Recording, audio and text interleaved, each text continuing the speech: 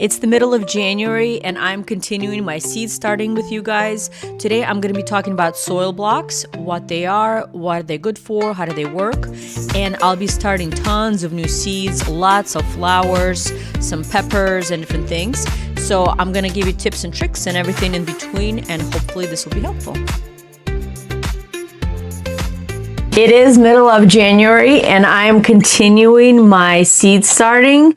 So I'm so excited. So it's been a week since I started my rosemary, stock, Lisianthus, and 3 onions.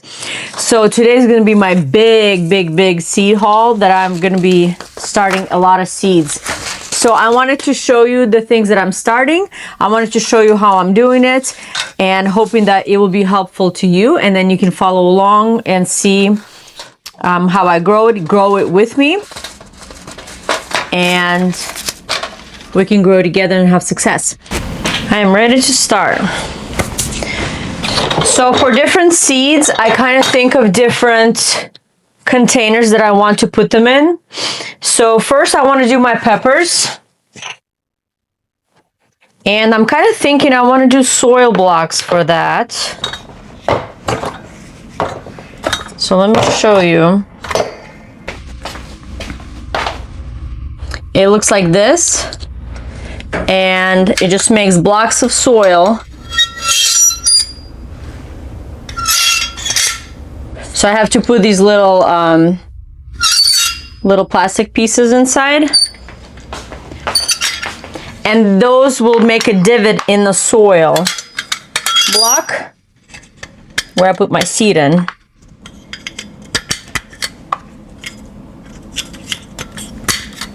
Okay. Nice. I'm going to be growing cotton again. And this one actually says to grow it, I'm going to say 5 to 7 weeks. It says to start this 5 to 7 weeks before your last frost. So these opened up on their own, and you can tell like how fluffy these are. And it's nice and brown on the, like, look at that. The cotton is like super fluffy. It's like a cotton ball. It's like cotton candy. When they open after they've been harvested, they're like very stiff and they're not as fluffy.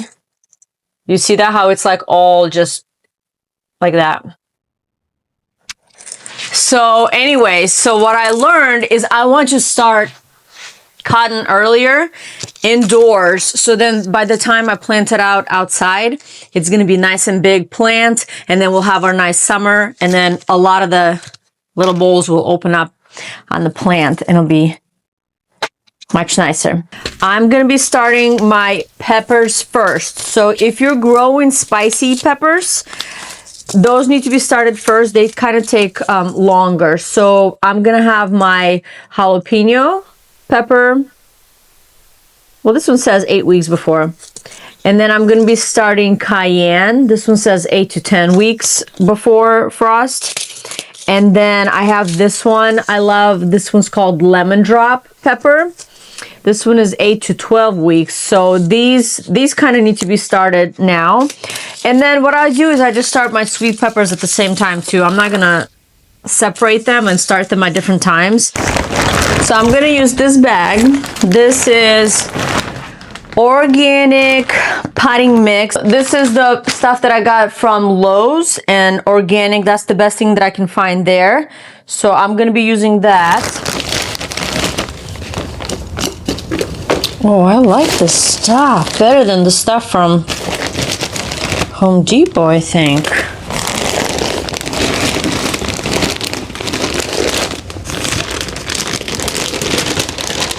And then I'm going to add some perlite to it.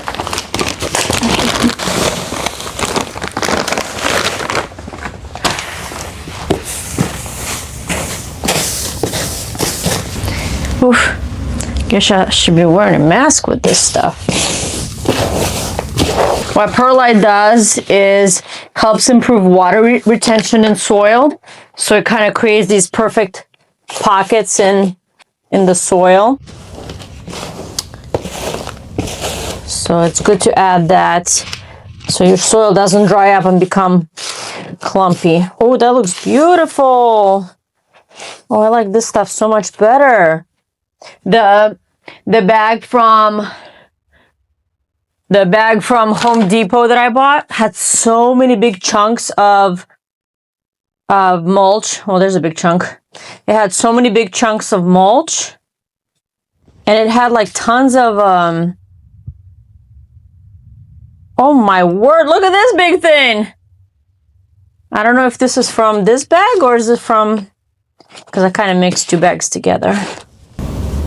This is all from Home Depot bag of potting mix. I don't know what all this carpet stuff is, so I threw all this away.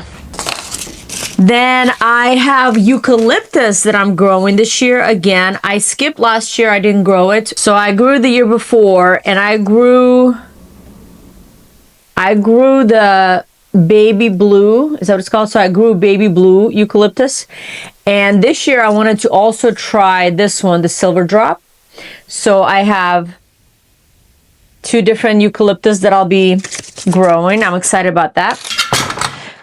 Okay, so for soil blocks, I need my soil a little bit wetter, just so it holds together better. This is a messy process.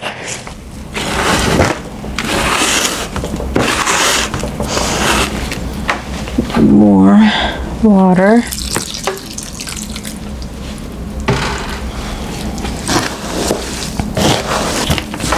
And so how you test it is you make sure that when you squeeze it, some moisture comes out, but not too soppy wet. And you can kind of tell when you try to make your blocks. So I'm going to show you. I'm going to go in.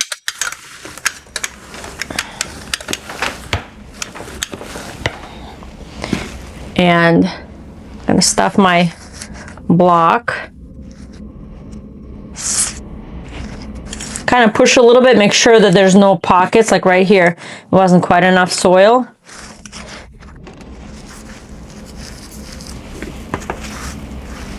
Okay.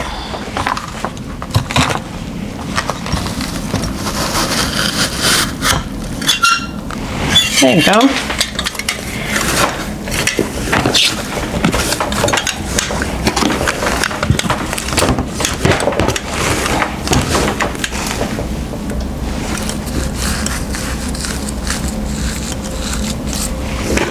This actually is a good soil. I really like the soil from Lowe's. I actually want to go back and get more. There's also Menards. I didn't go to Menards yet, but I wanted to see what they have, because in the past years I've gotten soil from them that I was really happy with. Nice. So soil blocks basically just a square of soil, and it's to eliminate plastic, so you don't have to have like plastic containers for your to start your seeds in. And then what good about them is, because they're not in the container, as the roots of that seed grow and they come to the edges of the soil block, they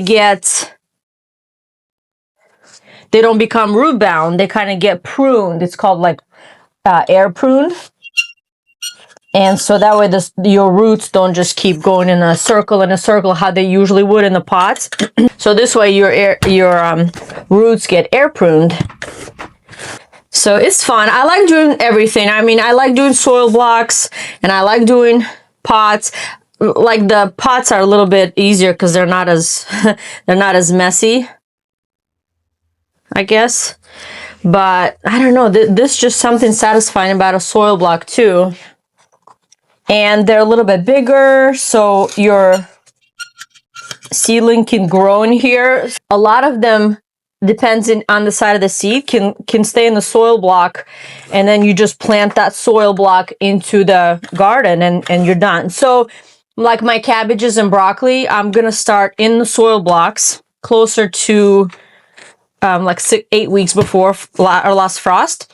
And then from that soil block, I'm gonna then take the cabbage and broccoli and plant that in the garden. So I don't have to do anything else. They can just stay in the soil block.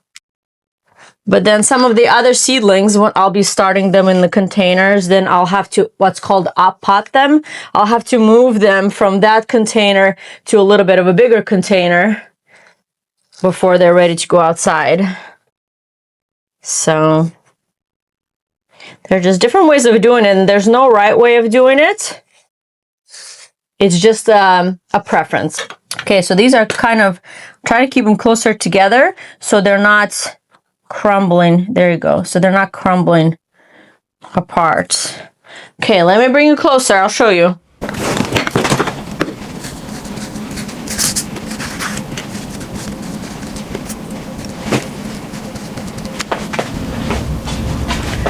Here's this.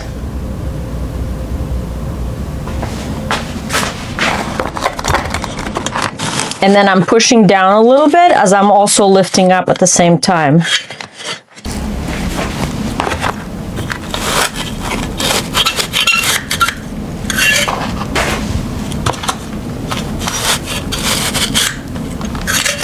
And so it has that little divot in here, and that's where you put the seed inside.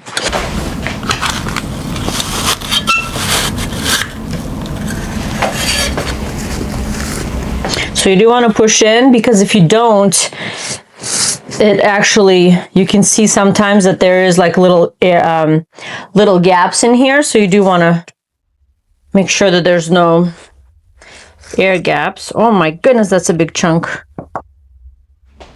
of wood.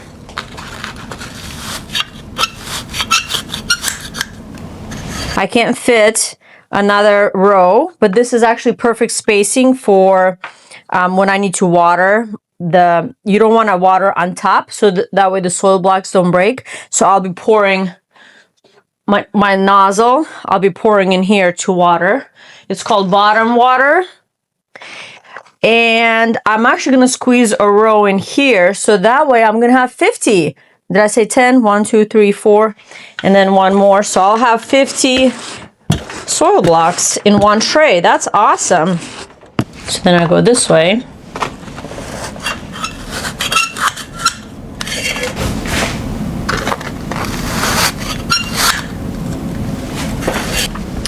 And then the last one, I have 2 more. So what I do is I actually make the blocks in here, and then I just transfer them over.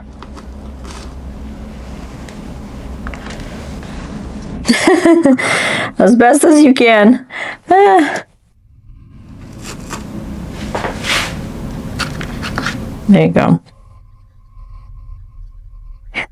Okay. These will hold, these soil blocks, once they dry up a little bit and have roots growing in them. Wow, that's a big chunk. Look at that. Look at that. Ay, ay, ay. It's okay. Patty cake, patty cake. Bake a cake over here. Okay, double checking everything. So the things that I'm starting now, if you haven't started them, you still have time. You still have like a few more weeks to start them. Now, it's not like you're behind if you don't start those things. It's just a matter of how far ahead do you want to be. Russian status. I have been trying, this package is open. I've had these seeds for 3 years, and I've been trying to grow them. I didn't try it hard enough, I guess. I would just throw the seeds in the ground in like a shady area, thinking they would sprout, and they never did. So I'm actually going to be trying this year, and I'm going to be starting them in seed cells. And because this one even says that it recommends that you start it indoors 8 to 10 weeks before frost. So it's my goal, Russian status. Got to make my Russian heritage proud. In stevia, I didn't grow it last year, and the year before that it came on its own, so I'm going to be growing this again. I'm pretty excited. Echinacea. And I have the pink or purple, I guess you'd say. I have the purple kind growing, and it's a perennial. It comes back every year. But I want to do the white one as well, just because it reminds me of daisies. I love daisies. And so I'm going to grow this one. So right now I have about 13 weeks before my last frost, so I have plenty of time, but I just want to start early because, you know, the earlier I start, the bigger my plant will be, the sooner it'll start producing for me, and the more of that crop I will enjoy. I think I want to do artichoke again, just maybe this year I want to eat it. Last year I grew it just to have seed, and I did. I saved up this whole packet of, these are all my own seeds that I saved. So, I think I want to grow it just to be able to eat it this time around. Now that the seeds are planted, then I end up covering them up either with soil or with vermiculite or perlite. So I have vermiculite and perlite right here, and those are I'm going to use for smaller seeds or for seeds that need light to germinate. So let me show you the difference. So the brown stuff, that's vermiculite, and it's nice and smaller and finer material, and then perlite is the white. And the seeds that I did last week, I used perlite, and that worked perfectly fine.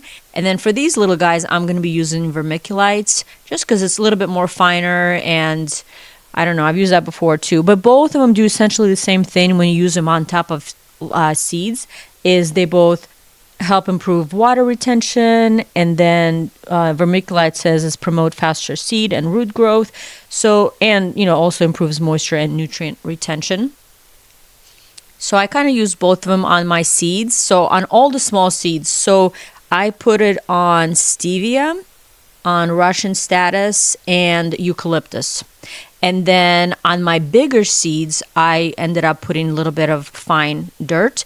So make sure the dirt doesn't have any wood chunks and stuff. So on artichoke, on cotton, on my peppers, I used the soil and cover up the seeds. So you don't want to bury the seeds too much, but just, you know, just enough to kind of cover up the seed, the hole, and all of that. So that's what I do once the seeds are all planted. And I kind of lay out all the seeds, and then I do this final step, like covering them up later instead of like a seed at a time, just so you can kind of see what all you have and how much to cover it up with everything. So this works great. If you have small seeds that need light to germinate, you can also like cover up the hole with soil and then put the seed on top of that, and then put the vermiculite on top of that. Just whatever you want to do. Then final step is to water. And so at the beginning, I do use the spray nozzle to water the seedlings. Remember, you don't want to use the huge big nozzle because the soil blocks will break. So I make sure you put lots of water on the first time around, especially because you're trying to soak the soil plus the seed, so then the seed can germinate. And then I put it under my grow lights. And then after about like 5 days or so, I was like, nothing's germinating fast enough. So I did end up putting a heat mat underneath this tray. And then when I did that, then things started popping through. So it's just kind of, you know, you can either wait. You don't have to have a heat mat, I guess, but it really does help. Here's an update from the stuff I did last time in the last episode. Lisianthus, everybody came up, like stock, everybody came up. And then rosemary, I have like 20 plants pop up out of like the 50 seeds that I did. Remember that? So I'll have plenty of rosemary. And then I did use perlite on top of that, and that's what it looks like. So it worked. And then here's my onions. They're all doing good. The one thing I remembered later is some of my onions, they were older seeds. So the thing to note with those is when you have older seeds, they're not all going to germinate. And so I noticed with my yellow Spanish one, not a lot of them came up because I was like, oh yeah, those are older seeds. Okay, well, that's it for today's episode. I planted all my things that I wanted to. I did some sweet peppers, some spicy peppers, some eucalyptus. I did Russian statice, echinacea, the white swan, stevia, cotton, and artichoke. So stay tuned for next week. I'll be starting more seeds and just keeping you updated on how things grow and giving you tips and tricks and all the things. So I hope you enjoyed it, that you learned something. Follow along and we'll keep on growing. Bye.